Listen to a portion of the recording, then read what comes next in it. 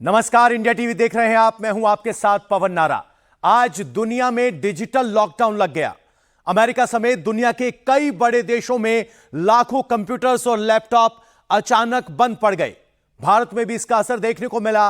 अचानक ऐसा लगा जैसे कोई बड़ा साइबर अटैक हुआ है और सब ठप हो गया। ऐसा माइक्रोसॉफ्ट के सर्वर में शुक्रवार को तकनीकी खराबी आने के बाद हुआ। इसकी वजह से दुनिया भर में banking, ticket booking, airline, media telecast पर बहुत बड़ा असर पड़ा। एयरपोर्ट पर असुविधा होने से लाखों लोग प्रभावित हुए। बैंकों में कामकाज नहीं होने से अरबों का लेन देन अटक गया। कई देशों में शेयर मार्केट दिखाई दिया कि उस पर भी असर पड़ा है। एएसबी, कीवी बैंक, वेटस्पैक, माइक्रोसॉफ्ट जैसी कंपनियों के सिस्टम में सबसे ज्यादा दिक्कत आई और इसकी वजह से न्यूजीलैंड की संसद में काम प्रभावित हुआ और पेरिस ओलंपिक पर भी असर पड़ा जो 26 जुलाई से शुरू होने वाला है। लंदन स्टॉक एक्सचेंज पर भी इसका असर पड़ा है। दुनिया की सबसे बड़ी पैसेंजर एयरलाइन कंपनी जो अमेरिका की है, उसने क्राउड स्ट्राइक को इसका जिम्मेदार ठहराया है। हालांकि अब कुछ सेवाओं में सुधार आना शुरू हुआ है, लेकिन अब भी कई सेवाओं में दिक्कत बनी हुई है। भारत में भी कई जगह विमान सेवाओं पर इसका असर पड़ा। भोपाल में 2 फ्लाइट रद्द करनी पड़ी। ऐसा साइबर अटैक या डिजिटल लॉकडाउन कैसे आया? ऐसे हालात में आपको क्या करना चाहिए? यह सब आज हम इस शो में डिस्कस करेंगे। लेकिन इससे पहले आपको इस विश्वव्यापी समस्या से जुड़े तमाम अपडेट दे देते हैं। जरा ग्राफिक्स के जरिए आपको बताते हैं कि हुआ क्या, कैसे हुआ, इससे क्या क्या असर पड़ा। माइक्रोसॉफ्ट के एज्योर क्लाउड में दिक्कत हुई।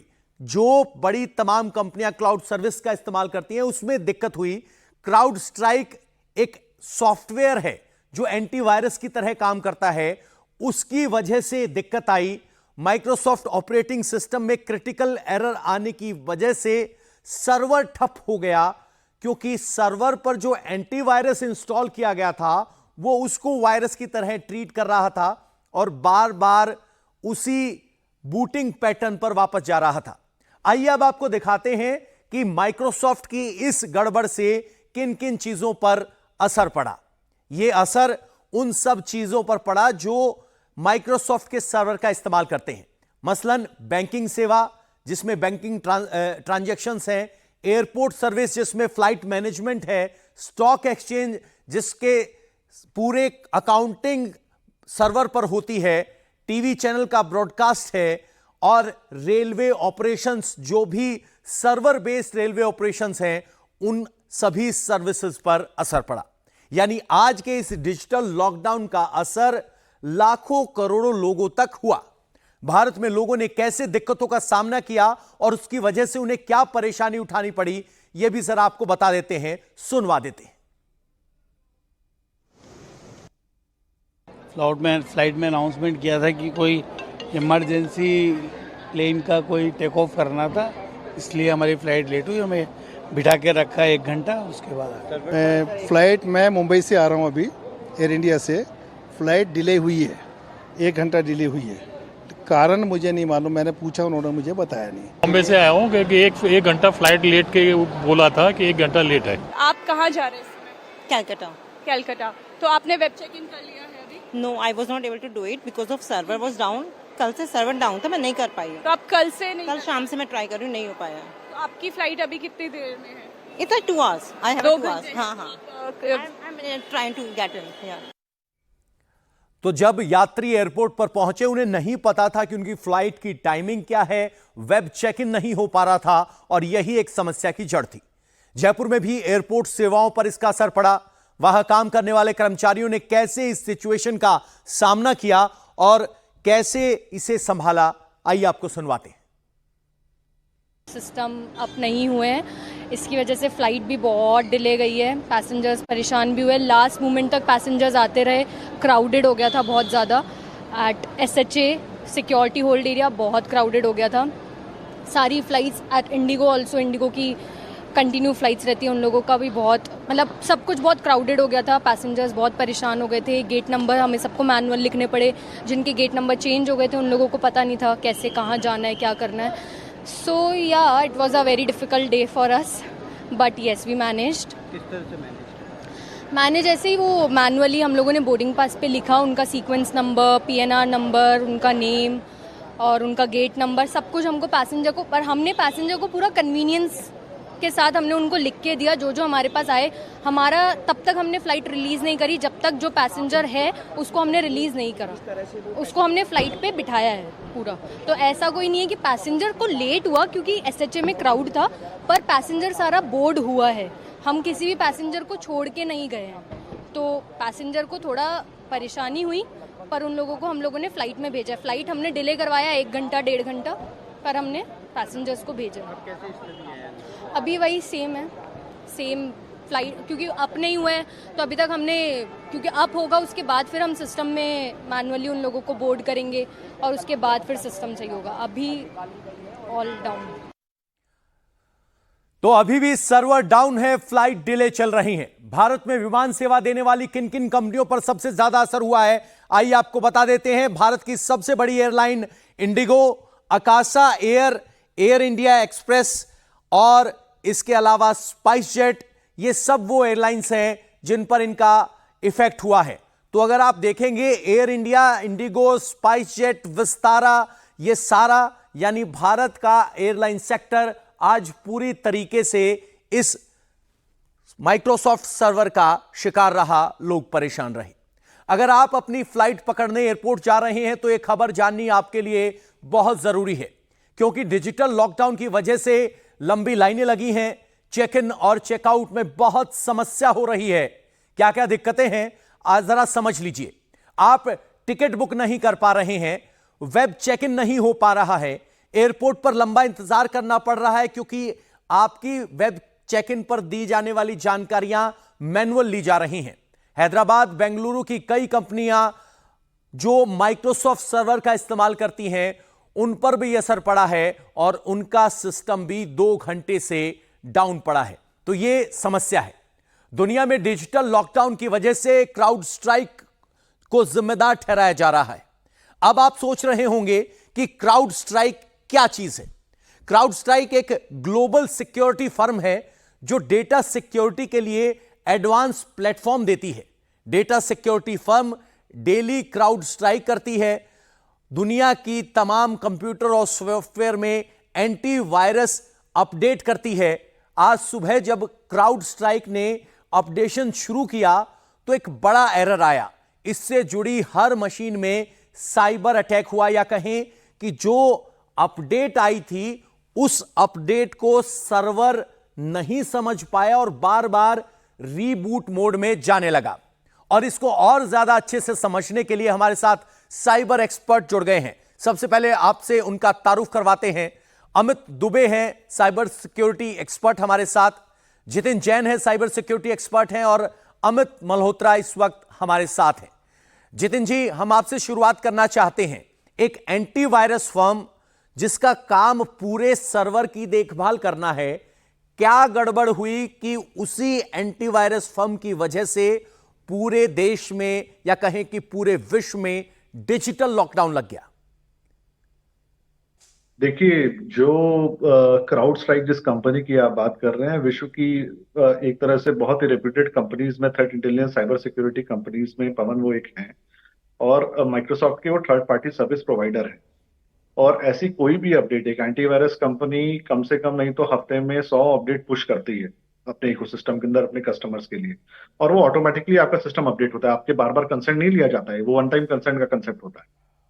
और ऐसी किसी भी अपडेट को पुश करने से पहले कम से कम कई लेवल पर टेस्टिंग करी जाती है. आप बीटा एनवायरनमेंट में टेस्ट करते हैं, आप उसको कंट्रोल एनवायरनमेंट में टेस्ट करते हैं. उसके बाद जब थर्ड पार्टी जो आपका मेन इकोसिस्टम प्रोवाइडर है, माइक्रोसॉफ्ट इस केस में, वो भी अपने इकोसिस्टम में उसको बीटा टेस्टिंग करेंगे, एक कंट्रोल एनवायरनमेंट में दोबारा टेस्ट करेंगे, उसकी रोल बैक स्ट्रैटेजी बनेगी, सब कुछ होगा. वो सब होने के बाद जो स्टैंडर्ड प्रोसीजर है, उसके बाद उस अपडेट को एक रियल वर्ल्ड एनवायरनमेंट में पुश किया जाता है. तो अब जो हुआ कि इस सिस्टम का जो अपडेट माइक्रोसॉफ्ट के अंदर जो एंड पॉइंट जो माइक्रोसॉफ्ट क्राउड स्ट्राइक का एक फाल्कन सेंसर यूज कर रहे थे, उसके कारण एक फाइल आपके सिस्टम्स में डाउनलोड हो रही थी और सिस्टम शायद उसको समझ नहीं पा रहा था या उसमें किसी तरह की खामी आ रही थी।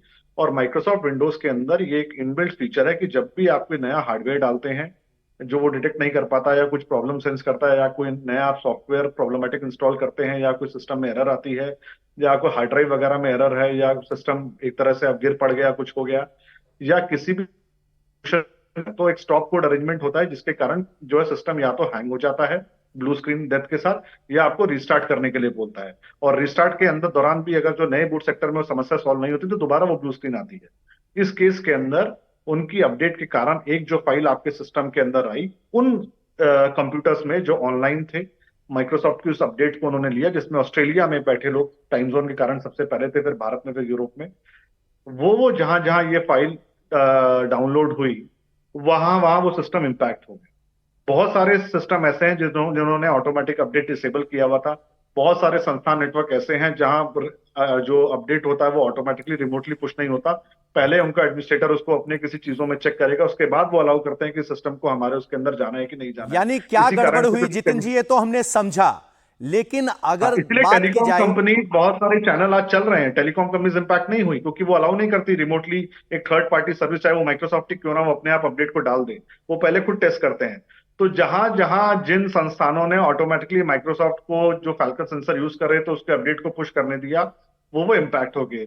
और वो संस्थान जो पब्लिक फेसिंग थे, जो रियल टाइम में ट्रांजैक्शन कर रहे थे, चाहे एयरपोर्ट हो, टिकट चेक इन चेकआउट हो, ट्रांजैक्शन हो बैंक के अंदर, स्टॉक एक्सचेंज हो, वो सबसे ज्यादा इंपैक्ट हुए क्योंकि उसको सामने सीधा सीधा आपको दिख रहा था। और बिल्कुल उसका जितिन impact सबसे जी ज्यादा ने बताया उसके कि गड़बड़ आखिर हुई क्या। अमित दुबे जी इस वक्त हमारे साथ है। अमित दुबे जी, लोगों के मन में सवाल होगा कि अगर एक कंप्यूटर में कोई दिक्कत हो इस तरह की तो उसके लिए एक एडवाइजरी सीआरटी की तरफ से आई है, लेकिन जब एक बड़ी ऑर्गेनाइजेशन जिसके कई हजार टर्मिनल्स होते हैं, एक बड़ा सर्वर होता है, लाखों का डेटा बैंक होता है, उसको यह सब करने में कितना वक्त लगेगा? कब तक उम्मीद की जानी चाहिए कि सर्विसेज वापस ट्रैक पर आ जाएंगी?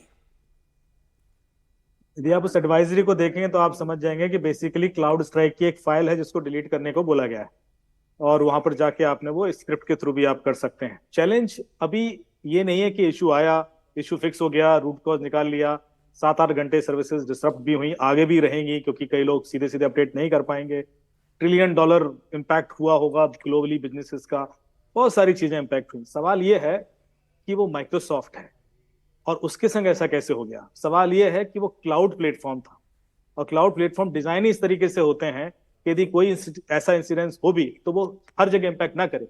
ये डिस्ट्रीब्यूटेड मैकेनिज्म पे वर्क करते हैं, मल्टीपल डेटा सेंटर होते हैं, 150 कंट्रीज के अंदर डेटा सेंटर लगा रखा है और उसके ऊपर एक क्लाउड प्लेटफॉर्म बिल्ड किया गया है। और ये इसीलिए होता है ताकि एजाइलिटी बनी रहे, स्केलेबिलिटी हो, इस तरह के अटैक होकर वो कभी डाउन ना हो पाए सर्विस। इसलिए लोग ऑन प्रेम सोल्यूशन से क्लाउड की ओर जाते हैं कि भाई कभी सर्विस डाउन नहीं होना चाहिए। अब ये हुई है तो पहले तो ये मिथ टूट गया है। क्यों हुई है? क्या ये यही रीजन है कि या कोई और वल्नरेबिलिटी थी जो धीरे धीरे निकल के आया और फिर एक रीजन से उसको छुपाया गया हो?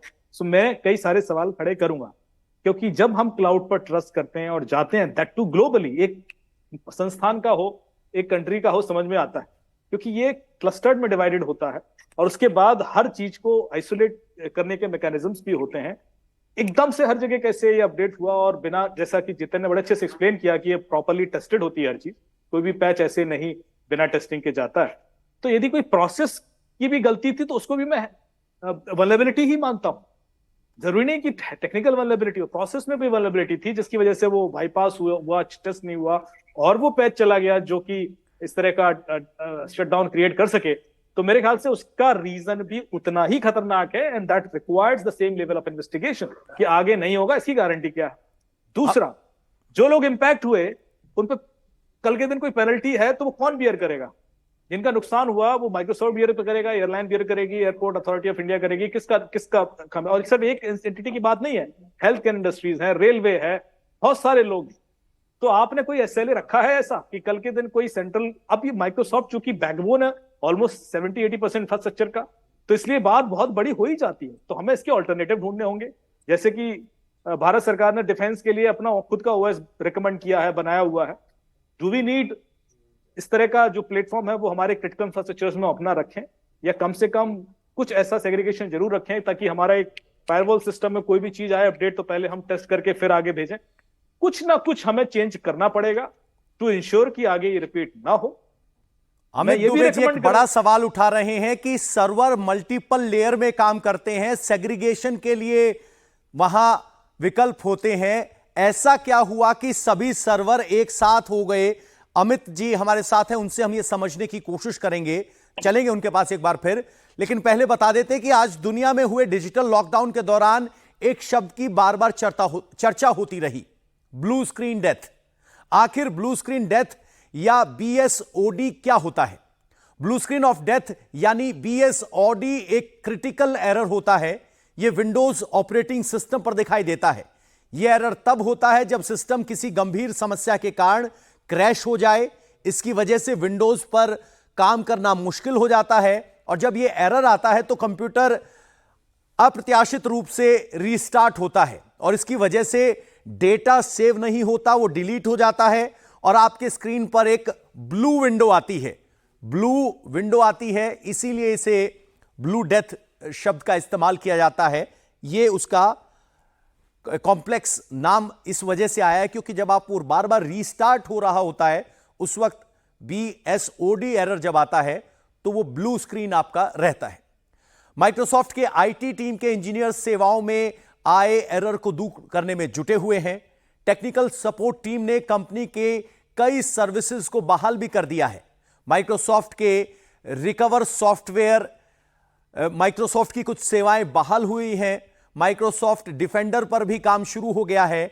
इंट्यून की सर्विस भी अब काम करने जा रही हैं। नियो नोट भी पहले की तरह वर्किंग कर रहा है। शेयर पॉइंट ऑनलाइन सर्विस भी अब पूरी तरह से काम कर रही है। ये अलग अलग वो सर्विसेज हैं जो माइक्रोसॉफ्ट देता है और एक सर्विस का एक अलग एक काम होता है, एक टास्क होता है। तो अब धीरे धीरे वो टास्क सुधर रहे हैं। रिकवरी सॉफ्टवेयर्स में माइक्रोसॉफ्ट के कुछ सेवाएं अभी भी ठप हैं। कंपनी के IT इंजीनियर सॉफ्टवेयर्स में आई तकनीकी कमियों पर काम कर रहे हैं। माइक्रोसॉफ्ट के बंद सॉफ्टवेयर पावर BI अभी भी काम नहीं कर रहा है। फैब्रिक को भी बहाल करने में कंपनी जुटी हुई है।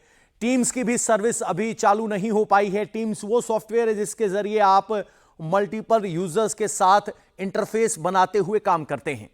प्रीव्यू सेवा भी अभी तक बंद है। विवा एंगेज भी अभी काम नहीं कर रही है। माइक्रोसॉफ्ट ने ये सभी सर्विसेज भी जल्द ठीक होने का भरोसा दिया है। इससे आप पता चल रहा होगा कि कितने बड़े लेवल पर सर्विसेज अफेक्ट हुई हैं, सिर्फ सेक्टर ही नहीं, क्योंकि बहुत सारी सर्विसेज एक स्पेसिफिक टास्क के लिए डिजाइन है। अमित दुबे जी से बहुत बड़ा सवाल उठाया था कि किस तरीके से सर्वर मल्टीलेयर होते हैं और अलग अलग सर्वर पर इनका डेटा सेव होता है। अमित मल्होत्रा जी, ऐसा क्या हुआ कि जो मल्टीपल लेयर सिक्योरिटी होनी चाहिए थी वो दिखाई नहीं दी और एक टाइम पर मल्टी कॉन्टिनेंटल जो अलग अलग कॉन्टिनेंट्स में सर्वर हैं वो सब इफेक्ट हो गए? ऐसा क्या हुआ? बैकअप सर्वर कहां गया? कैसे नाकाम हुआ? सर बेसिकली क्या है कि अगर देखा जाए तो ये चीज सर की एडवाइजरी में पहले से ही मेंशन थी कि हमारा जो blue screen of death error आ रहा है ये हमारा इस करके आ रहा है कि किसी रैम में किसी कैशे मेमोरी में किसी भी जगह पे हमारा कोई वल्नरेबिलिटी पाई गई है। तो जब भी माइक्रोसॉफ्ट के सिस्टम्स जो भी है, जितने भी ऑपरेटिंग सिस्टम है, वो सर्वर बेस्ड कनेक्टेड है सारे आजकल, क्योंकि सारे फर्मवेयर जो भी है सर्वर से अपडेशंस मिलती है उनको। और अगर कोई एरर हमारे सामने आ रहा है तो हमें उस एरर को पॉइंट ऑफ व्यू देखना चाहिए कि किस कारण से वो एरर हमारे सामने आ रहा है। बेसिकली क्या है कि माइक्रोसॉफ्ट के फर्मवेयर जब तक अपडेट नहीं होंगे तब तक हमारे सामने कोई ना कोई चीज आ रही है, तो हम अगर उसको इग्नोर कर रहे हैं तो हम उसके शिकार हो सकते हैं। तो यहाँ पे मल्टी लेयर जो सर्वर हमारे थे वो इसलिए काम नहीं कर पा रहे क्योंकि आपस में इंटरकनेक्टेड है सारी चीजें, और इंटरकनेक्टेड होने के करके क्या है कि एक जगह अगर हमारा फर्मवेयर अपडेट नहीं होगा तो दूसरी जगह ऑटोमेटिकली हमारा फर्मवेयर अपडेट नहीं मिलेगा, तो हमारी वो सर्विसेज प्रॉपर काम नहीं करेंगी। यही चीज सर्ट में कई बार एडवाइजरी में मेंशन भी की गई है कि अगर आपको अपने ऑपरेटिंग सिस्टम को बिल्कुल अपडेटेड रखेंगे तो फर्मवेयर अपडेट उसका रेगुलर अपडेट करते रहिए। तो फर्मवेयर को अपडेट करते रहिए। इंडिविजुअल यूजर तो कर रहा है, लेकिन क्या माइक्रोसॉफ्ट ये कर पाया? माइक्रोसॉफ्ट जिस भरोसे के ऊपर अपना व्यापार करता है वो माइक्रोसॉफ्ट आज कम से कम यहां फेल होता नजर आया। मल्टी लेवल सॉफ्टवेयर, क्या कहें कि डेटा सेंटर फेल होते रहे और जो काम थे वो अटक गए। डिजिटल लॉकडाउन हो गया। अमित दुबे जी, अमित जी और जितिन जी, आपका बहुत बहुत शुक्रिया हमारे साथ जुड़ने के लिए, हमारे दर्शकों को यह समझाने के लिए आखिर हुआ क्या था।